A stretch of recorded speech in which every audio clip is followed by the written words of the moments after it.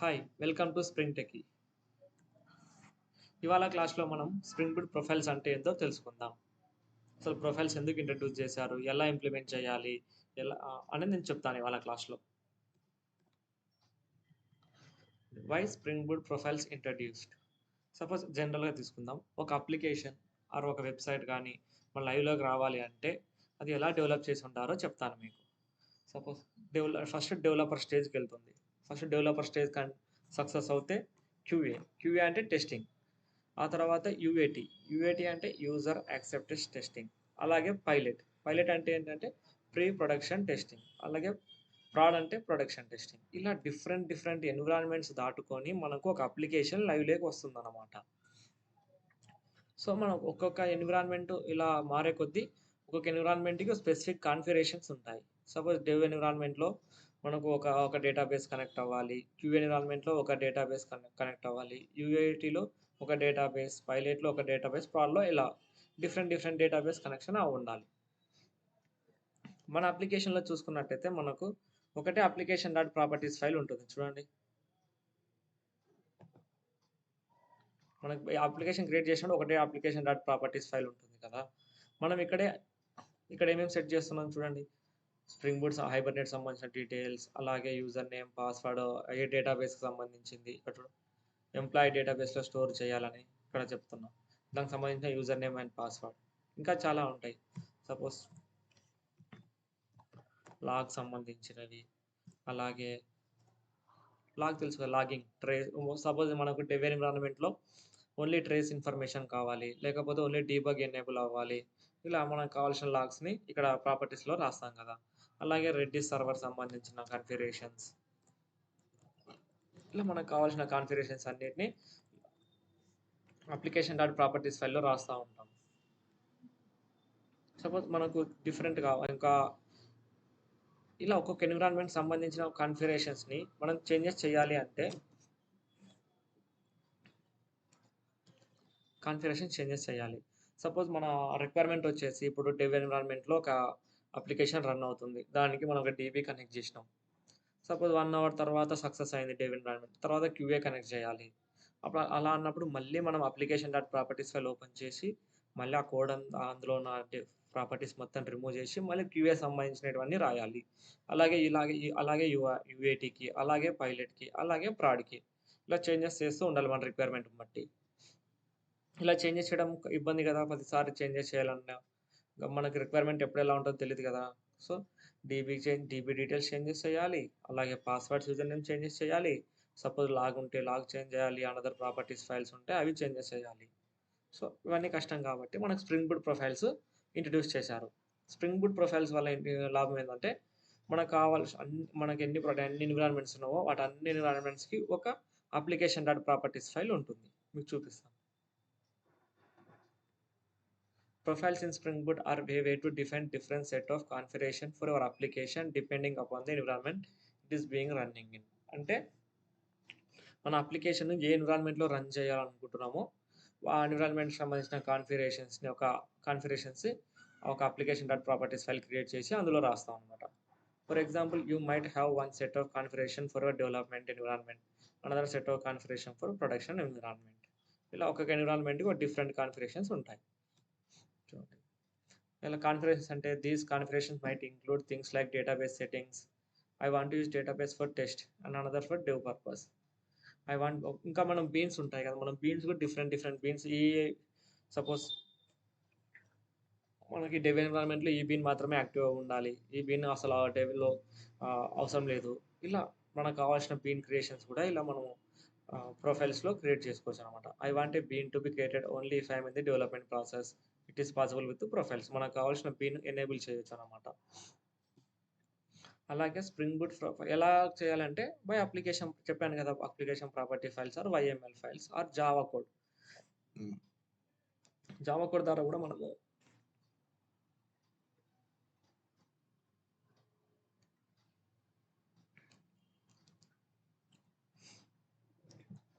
మనం Java code ద్వారా కూడా ఎనేబుల్ చేయొచ్చు అనమాట. ప్రొఫైల్ అని ఒక అనోటేషన్ ఉంటుంది, వాటి ద్వారా ఎనేబుల్ చేయొచ్చు. Spring Boot will use the default profile if no other profile is specified. మనకు ఆ dot application dot properties file ఉంటుంది కదా, మనం ఏ స్పెసిఫిక్ ప్రొఫైల్ చెప్పకపోతే అది ఆ డాటా ఐ మీన్ డిఫాల్ట్గా ఉన్న అప్లికేషన్ డాట్ ప్రాపర్టీస్ ఫైల్లో ఉన్న కాన్ఫిగరేషన్స్ని తీసేసుకుంటుంది. To activate a Spring profile, you can set the Spring profiles dot active property to the name of you want. Suppose మనం చూపిస్తాం how to define profiles. మనం profiles ఎలా define చేయాలి. To define a profile, we need to follow some set of naming conventions. మనం ఒక naming conventions follow అవ్వాలి. అప్పుడు spring boot ఆ నేమింగ్ కన్వెన్షన్ ద్వారా ఏది యాక్టివ్ చేయాలో తెలుసుకుంటాం అనమాట. మనం ఎస్ఆర్సి మెయిన్ రిసోర్స్ కింద మనము ఫైల్ క్రియేట్ చేయాలి, ప్రాపర్టీస్ ఫైల్. ఫైల్ నేమ్ ఎలా ఉండాలంటే application -dev dot properties. Suppose development environment అవుతాయి. సపోజ్ ప్రొడక్షన్ అవుతే అప్లికేషన్ -prod ప్రాపర్టీస్. అలాగే టెస్టింగ్కి QA, అలాగే యూజర్ యాక్సెప్ట్ టెస్టింగ్కి UAT. ఫర్ పైలట్ అంటే చెప్పాను కదా ప్రీ ప్రొడక్షన్ ఎన్విరాన్మెంట్ అని. సో ఇక్కడ పైలట్ అండర్స్కోర్ డాట్ ప్రాపర్టీస్ అని ఇవ్వాలి. పైలట్ అంటే ఏంటి అంటే డెవ్, QA, UAT వీటన్నిటిలో డెవలపర్స్ కానీ టెస్టర్స్ కానీ ఏం చేస్తారంటే సమ్ డమ్మీ డేటా ఎంటర్ చేసి అప్లికేషన్ టెస్ట్ చేస్తారు. కానీ పైలట్కి వచ్చేసరికి సమ్ రియల్ టైం డేటా తోటి టెస్ట్ చేస్తారనమాట. ఇక్కడ రియల్ టైం డేటా అప్లికేషన్కి ఇస్తూ ఉంటారు. ఓకే, మనకు ఎలా యాక్టివేట్ చేయాలి మరి? To activate the particular file we need to right this property in default application dot properties ఫైల్లో. మనకు default application dot properties file ఉంటుంది కదా, వాటిలో మనం ఈ కాన్ఫిగరేషన్ రాయాలి. ఈ configuration spring dot profiles dot active equal to dev అనగానే డెవ్ అని రాయగానే మనకు ఇక్కడ చూడండి డెవ్ అని ఉంది కదా, వీటిని యాక్టివేట్ చేస్తుంది అనమాట. ఇప్పుడు అందులో ఉన్న కాన్ఫిగరేషన్ తీసుకుంటుంది. ఓకే, ఇప్పుడు మీకు రియల్ టైం ఎగ్జాంపుల్ చూపిస్తాను. ఒక అప్లికేషన్, నేను ఆల్రెడీ ఒక అప్లికేషన్ డెవలప్ చేసి పెట్టాను, ప్రాజెక్ట్ క్రియేట్ చేసి పెట్టాను. చూడండి, ఫస్ట్ మీకు డీటెయిల్గా ఎక్స్ప్లెయిన్ చేస్తాను అప్లికేషన్ టోటల్గా. మొత్తం అప్లికేషన్ క్రియేట్ చేస్తే టైం పట్టుద్ది, సో వీడియో లెంత్ ఎక్కువ అవుతుంది. మీకు ఆల్రెడీ స్ప్రింగ్ డేటా జేపీఏ ఉంది కదా, జస్ట్ వాటికి నేను స్ప్రింగ్ ప్రొఫైల్స్ని యాడ్ చేశాను అంతే, కొత్తగా ఏం లేదు. చూపిస్తాను మీకు. చూడండి, పామ్ ఫైల్లో మనకి ఎక్స్ట్రా ఏ డిపెండెన్సీ యాడ్ చేసే అవసరం లేదు. ఓకేనా, చూడండి data JPA, starter web, dev tools, MySQL connector, starter test, ఇలా బేసిక్ డిపెండెన్సీ. మనకి న్యూ ప్రొఫైల్స్ కోసం సపరేట్ డిపెండెన్సీ అవసరం లేదు. ఓకే, ఇప్పుడు చూడండి ఇది main method. Okay, first next model create చేయాలి కదా. సో మోడల్, నేను పేషెంట్ అని ఒక క్లాస్ క్రియేట్ చేశాను. ఎంటిటీ అనేది డిక్లేర్ చేయగానే మనకు హైబర్నెట్ కానీ ఇక్కడ అర్థం చేసుకుంటుంది అనమాట, దీన్ని డేటాబేస్లో స్టోర్ చేయాలనుకుంటుండు అని. సో అందుకే @entity @id ఇచ్చాను. సెట్టర్స్ అండ్ గెటర్స్ డెవలప్ చేశాను. నెక్స్ట్ రెపో తెలుసు కదా, జేపీఐ రిపాజిటరీ ఎక్స్టెండ్ చేస్తున్నాను. ఒక ఇంటర్ఫేస్ క్రియేట్ చేసి దానికి ఒక జేపీఐ రిపాజిటరీ ఎక్స్టెండ్ చేస్తున్నాను. అలాగే సర్వీస్ అనేది ఒక ఇంటర్ఫేస్. మనకు కావాల్సిన మెథడ్స్ అన్ని, అంటే మనం ఏమేమి ఆపరేషన్ చేయాలనుకున్నామో ఆ ఆపరేషన్స్ మొత్తం ఇందులో రాయాలి. Suppose save patient, update patient, get patient by ID, get patient all patient and delete patient, ఇలా అన్ని మెథడ్స్ రాయాలి.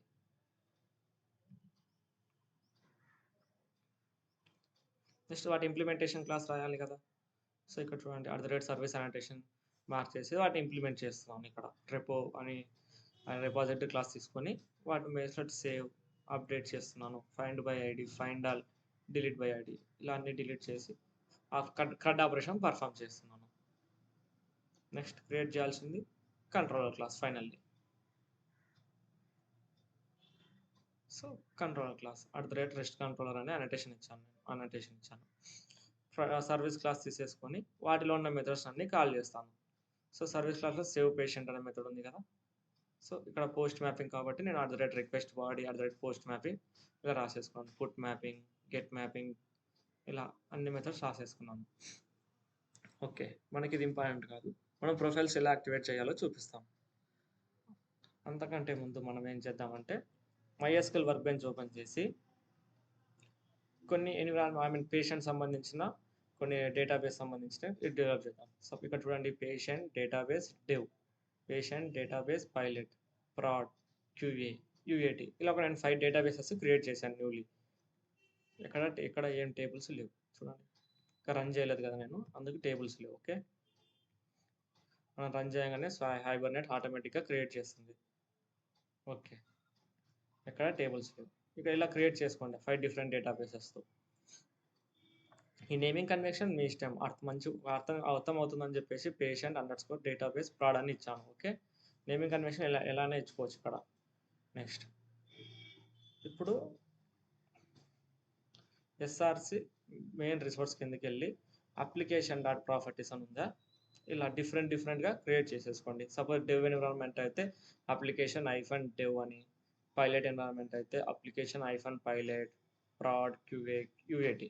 నేను అన్నిటికీ చూపిస్తాను చూడండి. అన్నిటికీ నేను MySQL వర్క్బెంచ్ కనెక్ట్ చేస్తున్నాను, కాకపోతే డిఫరెంట్ డేటాబేసెస్తో కనెక్ట్ చేస్తున్నాను. ఇక్కడ చూడండి, ఫర్ డెవలప్మెంట్కి పేషెంట్ డెవ్ అని, డేటాబేస్ డెవ్ అని, పైలట్కి పేషెంట్ డేటాబేస్ పైలట్ అని,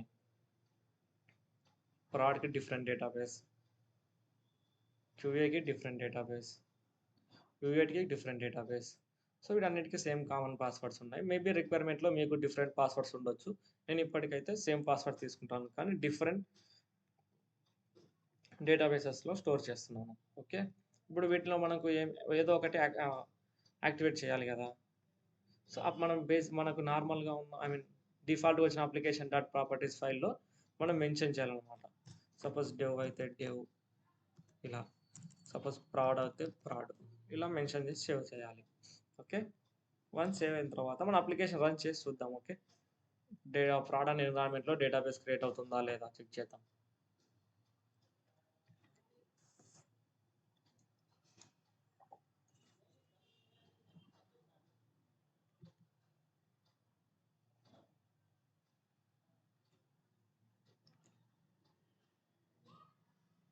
అప్లికేషన్ స్టార్ట్ అయింది, అప్ అండ్ రన్నింగ్.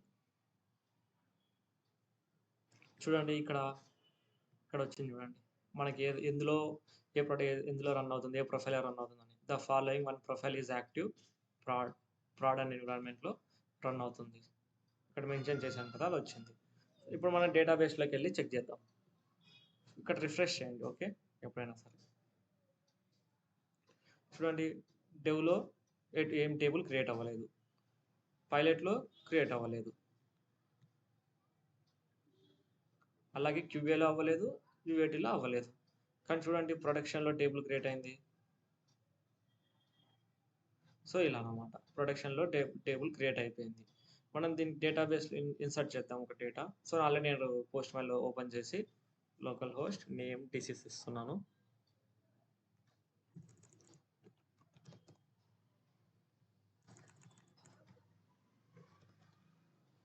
ఓకే,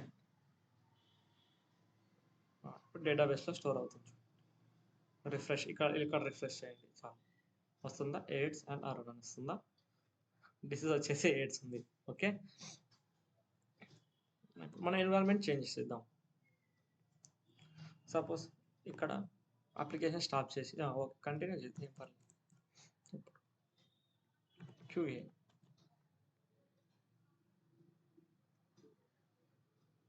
చూడండి,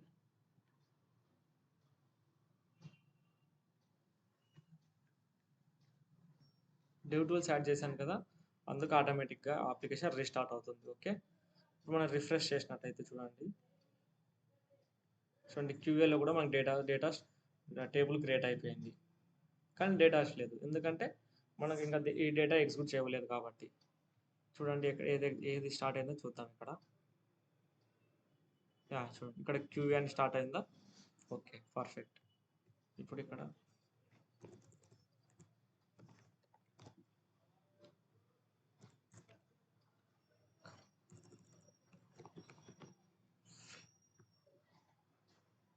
ఓకే, ఇప్పుడు రిఫ్రెష్ చేద్దాం, స్టోర్ అయిపోయింది. ఇలా మనకి ఏ ఎన్విరాన్మెంట్ కావాలనుకుంటే ఆ ఎన్విరాన్మెంట్కి మనం active spring dot profiles dot active అని పెట్టాలి. సపోజ్ మనకు క్యూఏతో పాటు నో క్యూఏ,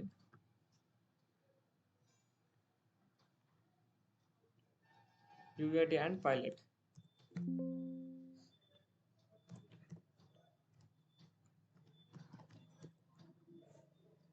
సేవ్ చేయండి.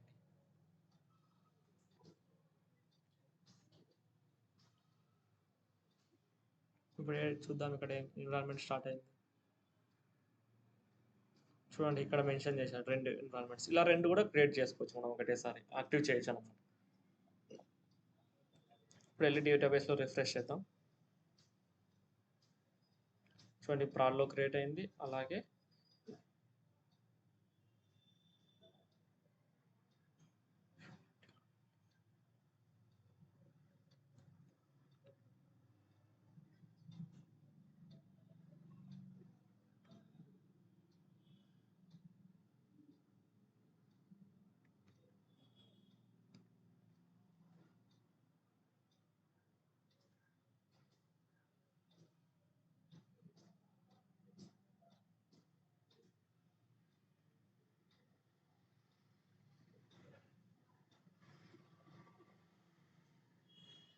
Pilot and UAT. ఓకే.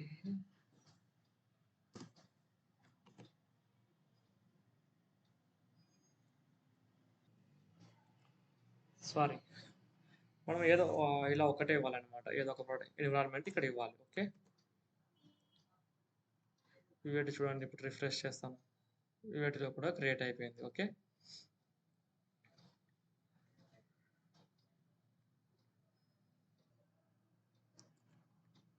ఇదేనండి క్యూఏ ప్రొఫైల్స్ అంటే. ప్రొఫైల్స్ అంటే ఒక ఏ ఎన్విరాన్మెంట్ సంబంధించిన ప్రాపర్టీస్ ఫైల్స్ అనేది క్రియేట్ చేసి సపరేట్‌గా మనము ఆ ఎన్విరాన్మెంట్స్‌కి నేమ్స్ ఇచ్చేసుకుంటాం. వాటిలో కాన్ఫిగరేషన్స్ చేసేసుకొని మన డిఫాల్ట్‌గా ఉన్న అప్లికేషన్ డాట్ ప్రాపర్టీస్ ఫైల్‌లో వాటిని యాక్టివేట్ చేయడమే ఇంతే. And thanks for watching this video. Share with the friends.